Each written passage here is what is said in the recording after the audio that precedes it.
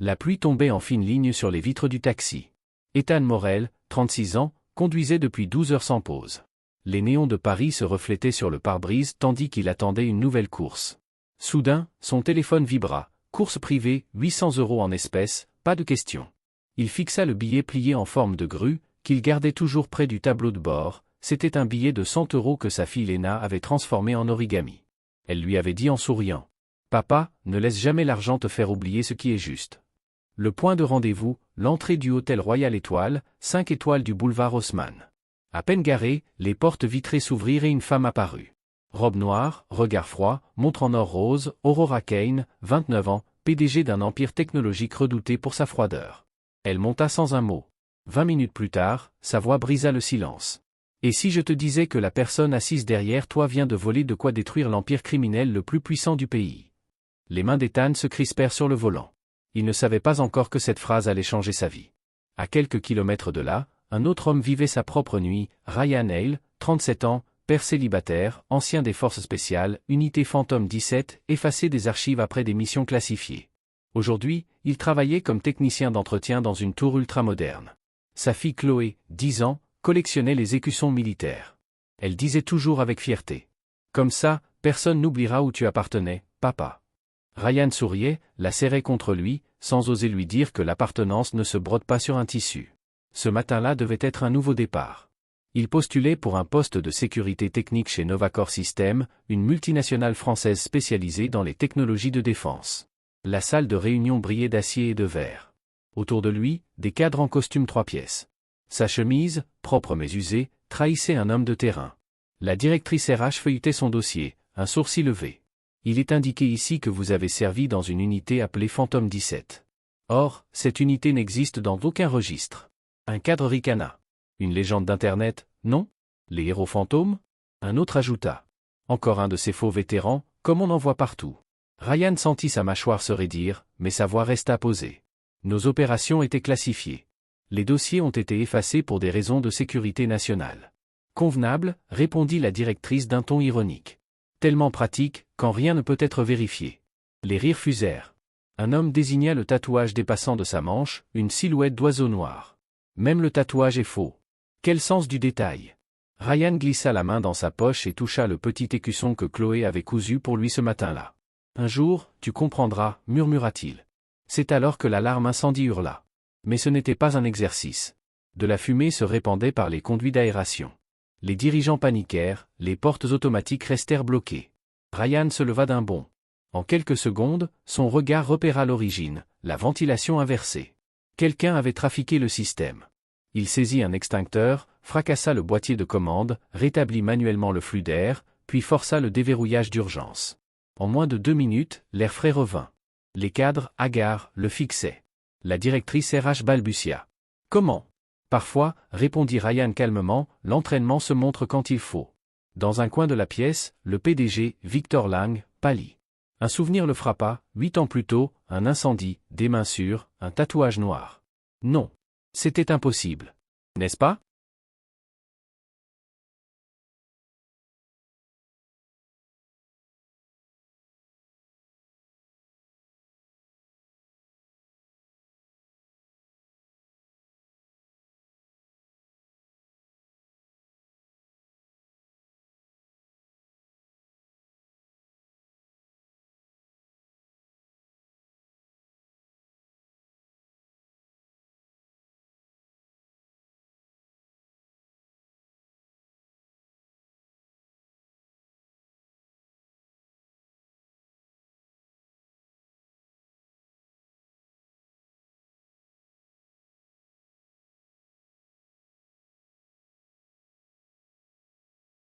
La fumée s'était dissipée, mais l'air restait lourd de tension. Les membres du conseil d'administration échangeaient des regards embarrassés. La directrice RH prit la parole d'un ton sec. « Impressionnant, monsieur Hale. Mais il faut avouer que même un bricoleur aurait pu comprendre comment inverser un flux d'air. » Un rire nerveux parcourut la table. « Oui, intervint un autre, c'est facile de jouer les héros. Peut-être voulait-il juste se rendre intéressant. On apprend ça sur YouTube, ajouta un troisième. Rien à voir avec les forces spéciales imaginaires. » Ryan inspira profondément. « Je n'ai rien voulu prouver, dit-il simplement. Il y avait danger, j'ai agi. Et je suppose, lança la directrice avec un sourire glacé, que votre formation secrète vous a aussi appris la maintenance des bâtiments. Les rires reprirent, mais cette fois plus faibles, presque forcés. Quelque chose dans son calme les dérangeait. Ryan, lui, remarqua autre chose, l'alarme n'avait pas été déclenchée accidentellement. Il avait vu les fils trafiquer. Quelqu'un a inversé les commandes, dit-il. Ce n'était pas un hasard. Un silence glacé tomba sur la pièce. C'est une accusation grave, répliqua la directrice. Avez-vous des preuves? Ryan sortit son téléphone et montra une photo du panneau électrique, des câbles recoupés, du ruban neuf. Voilà. Quelqu'un a provoqué cette panne pour créer un incident. Les dirigeants échangèrent des regards inquiets. Soudain, la jeune assistante qui prenait des notes trembla. Elle paraissait terrorisée. Ryan s'approcha doucement. Mademoiselle, ça va? Elle hésita, puis murmura si bas que seul lui l'entendit. Ils ont brûlé des dossiers, pour cacher l'argent du fonds de secours. Si quelqu'un découvre ça, ils élimineront les témoins. Le sang de Ryan se glaça. Ce n'était plus un entretien d'embauche. C'était un piège, un crime couvert par le luxe. Un des cadres fronça les sourcils. Qu'est-ce que vous lui racontez? Ryan se redressa. Il savait qu'il risquait gros, mais se taire n'était plus une option. Votre assistante a peur pour sa vie, dit-il calmement. Elle a vu des preuves de détournement de fonds. Le vacarme fut immédiat. Sortez-le d'ici, hurla la directrice. Comment osez-vous accuser sans preuve? Cria un autre. Vous croyez être un héros? Lança un troisième. Un soldat fantôme? Les voix s'entrechoquaient. Un des dirigeants ricana. Et après, vous allez nous dire que vous êtes espion aussi. Quelle pathétique histoire, ajouta un autre. Un faux tatouage pour impressionner les naïfs. Ryan sentit la même sérénité glacée descendre en lui, celle qu'il avait déjà sauvée sur le terrain. Il ne cria pas. Il dit juste. Ne faites pas ça. Un seul mot. Calme. Tranchant. Et aussitôt, certains reculèrent sans comprendre pourquoi. Mais trop tard, les agents de sécurité entraient déjà. La jeune assistante, paniquée, courut jusqu'à la console d'urgence et tira le levier du système anti-incendie. De la mousse blanche jaillit partout. Le chaos. Ryan se jeta sur elle pour la protéger. En quelques secondes, il guida tout le monde vers la sortie, força les portes, fit sortir les cadres sans qu'un seul document ne soit détruit. Quand les pompiers arrivèrent, la vérité commençait déjà à se dessiner. Ce qu'ils avaient pris pour un menteur venait encore une fois de leur sauver la vie. Et dans le regard du PDG Victor Lang, la confusion s'effaçait peu à peu, remplacée par la reconnaissance. Il revoyait, comme à travers la fumée d'un souvenir, le même tatouage noir sur un bras tendu vers lui, 8 ans plus tôt. Phantom 17. Un nom qu'il n'avait jamais osé prononcer.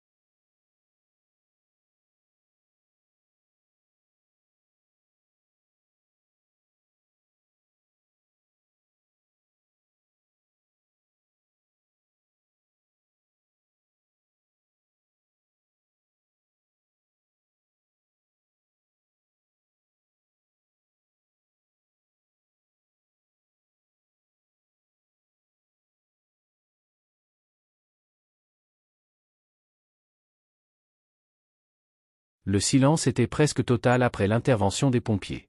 Les cadres, couverts de mousse, se regardaient, incapables de parler. Ryan, lui, restait debout, les bras croisés, observant l'assistante qu'il venait de sauver. Elle tremblait toujours, mais ses yeux exprimaient un immense soulagement.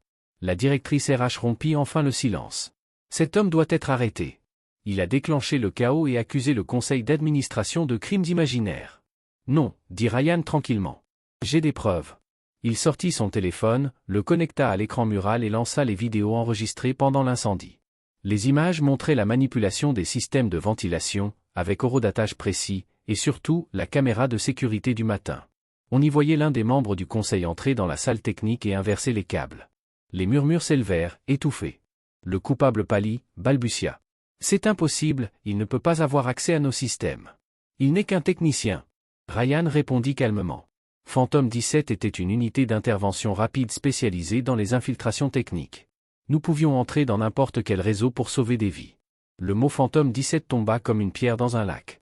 Certains cadres échangèrent des regards nerveux. « Votre unité n'existe pas !» s'écria la directrice RH. « Nous avons vérifié toutes les bases de données militaires. » « Évidemment, répondit Ryan. C'était le but. Officiellement, nous n'avons jamais existé. » Un autre éclata d'un rire désespéré. « Ridicule.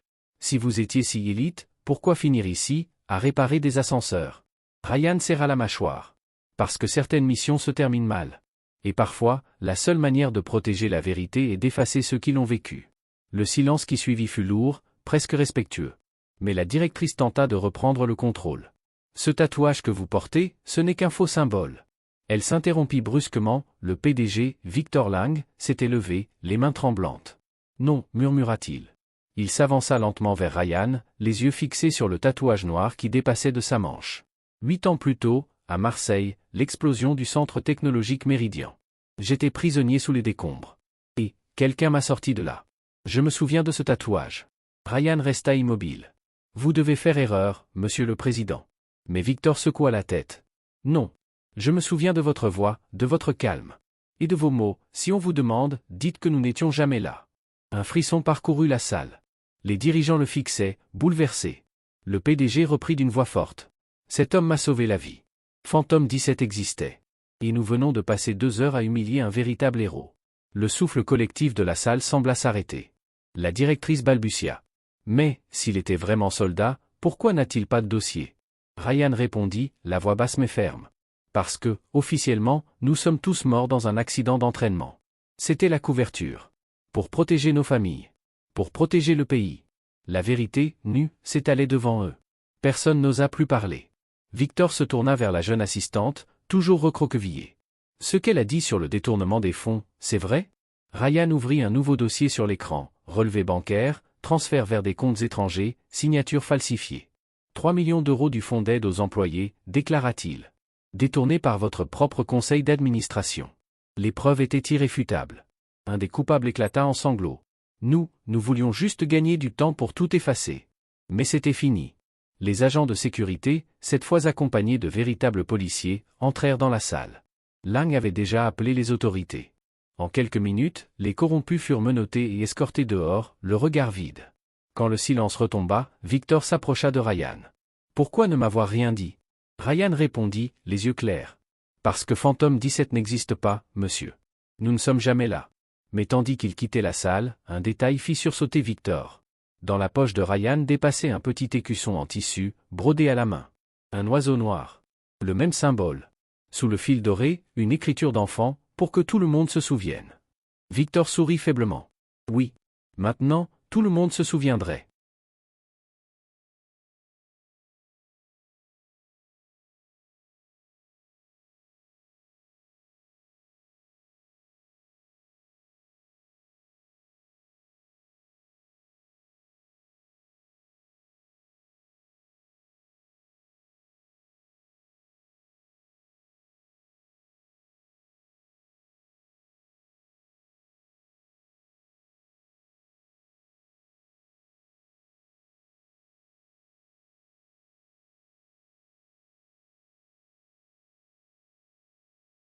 Quatre heures plus tard, les chaînes d'information s'emparèrent de l'histoire.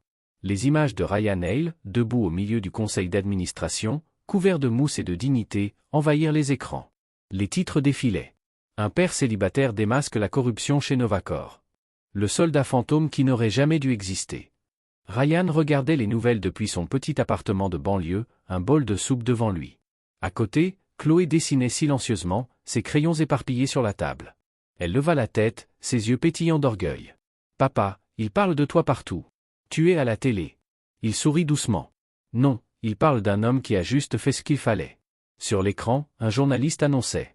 Le PDG Victor Lang confirme avoir été sauvé il y a 8 ans par Ryan Hale, membre de l'unité Phantom 17, une équipe militaire jadis classée secret défense.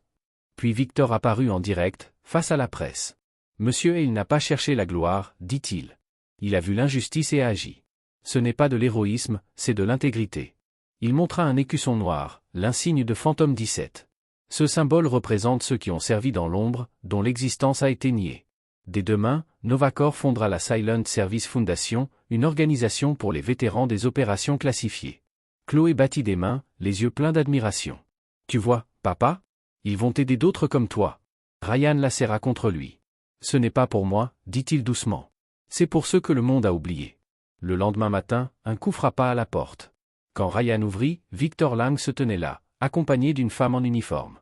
Monsieur Hale, dit Victor, permettez-moi de vous présenter la colonelle Sarah Martel, des renseignements de la défense. La colonelle le salua et posa un dossier cacheté sur la table. Grâce à vos actions, une révision a été ordonnée. L'unité Phantom 17 vient d'être partiellement déclassifiée. Voici vos dossiers militaires, votre reconnaissance de service, vos décorations, et vos droits de vétéran. Ryan ouvrit lentement le dossier. Ses doigts tremblaient en découvrant des pages qu'il croyait effacées à jamais. Rapport de mission, nom de camarade, citations officielles. Il murmura. 8 ans à vivre comme un fantôme. La colonelle sourit. Officiellement, vous l'êtes toujours. Mais maintenant, vous êtes un fantôme avec une pension et une assurance. Chloé leva la tête, curieuse. Ça veut dire que papa peut dire la vérité maintenant? Une partie seulement, répondit la colonelle avec tendresse. Ryan posa la main sur l'épaule de sa fille. Assez pour que les gens sachent que ton père n'a jamais menti. Elle sourit. Moi, je l'ai toujours su. C'est pour ça que je fais les écussons. Cet après-midi-là, il accepta une interview télévisée. Le journaliste lui demanda. Que répondez-vous à ceux qui disent que vous avez eu de la chance? La chance? Répondit Ryan. Non. Quand quelque chose est injuste, on agit. Ce n'est pas de l'entraînement, c'est de l'humanité. Et à ceux qui pensent que vous auriez dû rester en dehors de tout ça? Cet argent volé devait aider des familles à survivre. Faire ce qui est juste, ce n'est pas se mêler de ce qui ne nous regarde pas. C'est assumer notre part. L'entretien fit le tour du monde. On parla bientôt du Ryan Hale Effect, des entreprises réévaluaient leurs pratiques, des lanceurs d'alerte osaient parler. Mais Ryan, lui, restait fidèle à sa simplicité. Il refusa les honneurs, n'accepta qu'un poste. Directeur de la sécurité chez Novacor, pour rebâtir la confiance de l'intérieur. Ce soir-là, à table, Chloé demanda. « Tu es content, papa ?» « Oui, dit-il. Parce que les bonnes personnes vont enfin être aidées. Et parce que tu n'auras plus à te demander pourquoi ton père avait l'air triste. » Elle lui prit la main. « Alors maintenant, on peut être heureux ?» Il sourit. « Oui, ma fille. Maintenant, on peut. »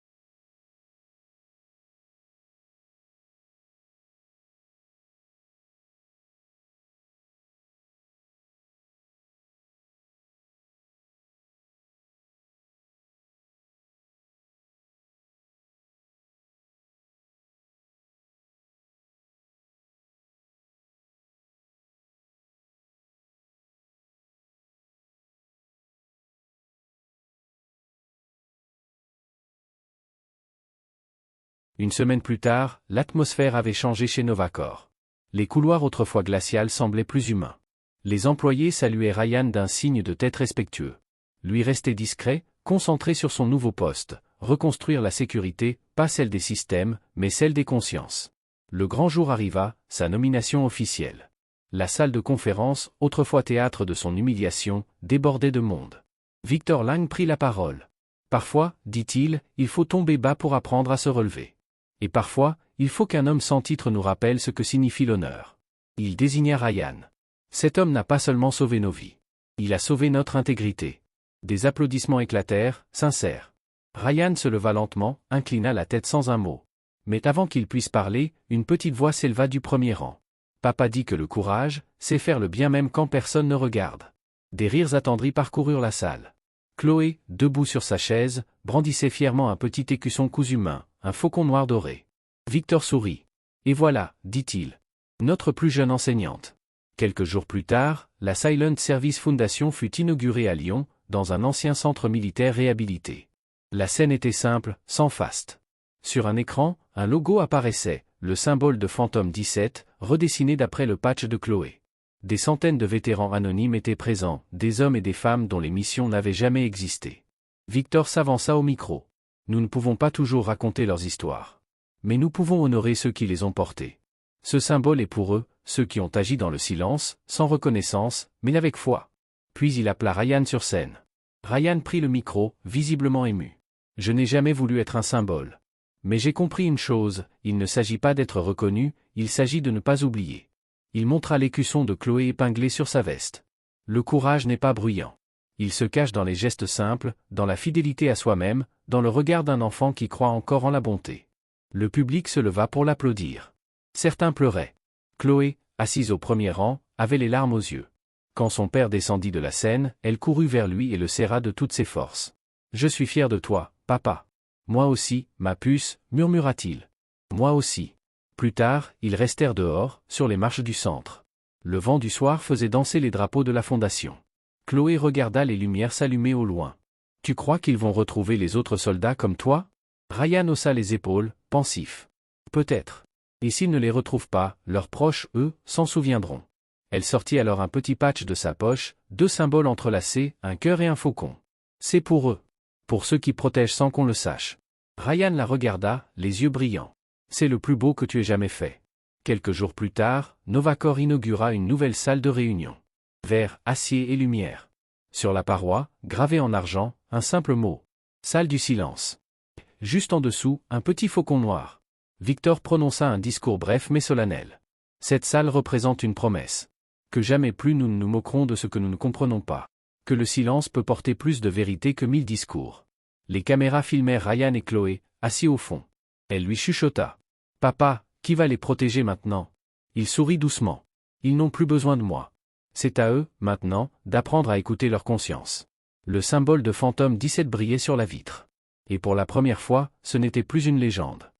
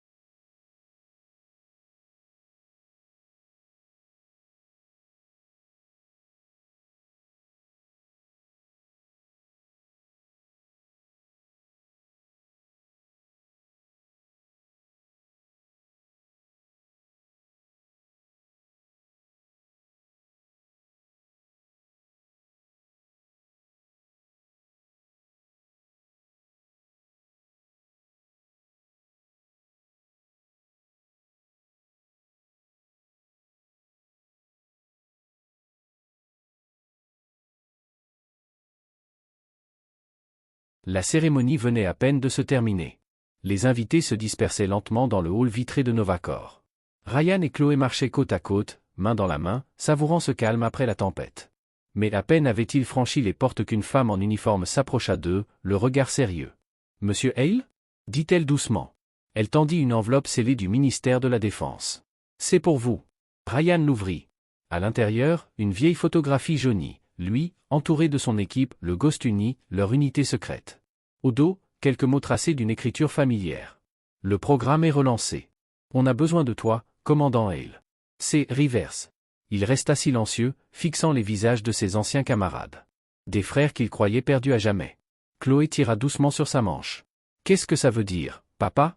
Ryan s'accroupit pour être à sa hauteur. « Ça veut dire que certains pensent que ton papa devrait enseigner à d'autres comment servir en silence. » Elle fronça les sourcils, pensive. « Comme moi, quand j'apprends aux enfants à coudre des écussons. » Ryan sourit. « Exactement, ma chérie. » La soldate les observait, émue. « Votre fille a plus compris que beaucoup d'adultes, dit-elle doucement. » Ce soir-là, de retour à la maison, Ryan posa la photo sur la table.